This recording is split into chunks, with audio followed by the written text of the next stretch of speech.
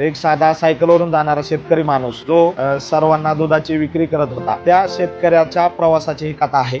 या मिसळला आजची परंपरा नाही, ही आजोबांपासून आलेली त्यांची 3 पिढ्यांची परंपरा आहे. गेली 5 वर्ष आम्ही त्यांच्याकडे मिसळ खातो. मंथली दोन किंवा 3 वेळा येतात. एक नंबर चवदार मिसळ आहे, झणझणीत आहे. मी आज पुणे मिसळ हाऊसला आलेलो आहे. आम्ही इथनं जाता येता नेहमी बघायचो, बट आज म्हटलं ट्राय करावं. आणि आज आम्ही बाजीराव मिसळ थाळी घेतली. आपण तूप देतो, जे मिसळमध्ये सुरुवातीला आपण द्यायला सुरुवात केली. त्याच्यासोबत शेंगदाण्याचा लाडू देतो. आपल्या प्रत्येक मिसळला आपण दही देतो. खूप छान आहे, जास्त स्पायसी पण नाही. त्याच्यामध्ये मला सगळ्यात गोष्ट छान जी वाटली ती की सध्या त्याला एक घरचा टच आहे. आपलं मसाल्याचं हे सिक्रेट आहे की त्यामध्ये काहीच सिक्रेट नाही. हा आपला एकदम घरगुती मसाला आहे. क्लासिक मध्ये पुणेरी आणि कोल्हापुरी मिसळ आहे.